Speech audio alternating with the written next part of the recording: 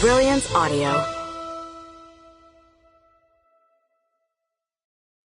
Brilliance Audio presents the unabridged recording of The Yellow Rose Beauty Shop by Carolyn Brown, performed by Laural Merlington.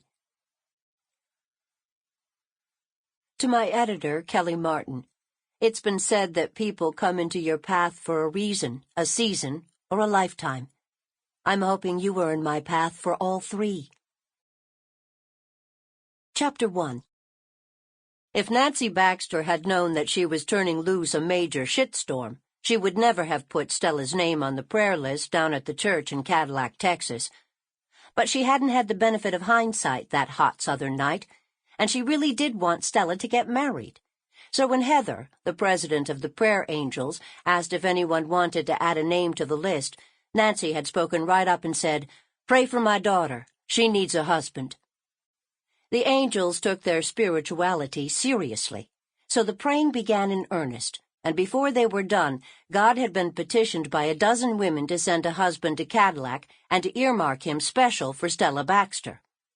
No one dared to ask why she needed a husband, but they did have their ideas, which turned into juicy gossip by the next morning. Stella hummed a song from a Pistol Annie's CD when she opened the door to her beauty shop, the Yellow Rose, that Friday morning. She set the control to the air conditioner back a few notches and swept up a few dead crickets from the waiting area in the front part of the shop. Hair dryers heated up the small room, though customers liked to be cool. If it was this hot the day before the official first day of summer, then by the end of July it would be even hotter than the famous jalapeño peppers they grew in Cadillac, Texas. The Yellow Rose Beauty Shop had started out 50 years before as a small clothing store, so it had a big display window in the front. It had taken lots of planning when they were designing the shop, but they'd finally decided to use yellow carpet in the display area and put a white cast-iron bistro set in it. A mason jar with 3 yellow silk roses and Queen Anne's lace sat in the middle of the table.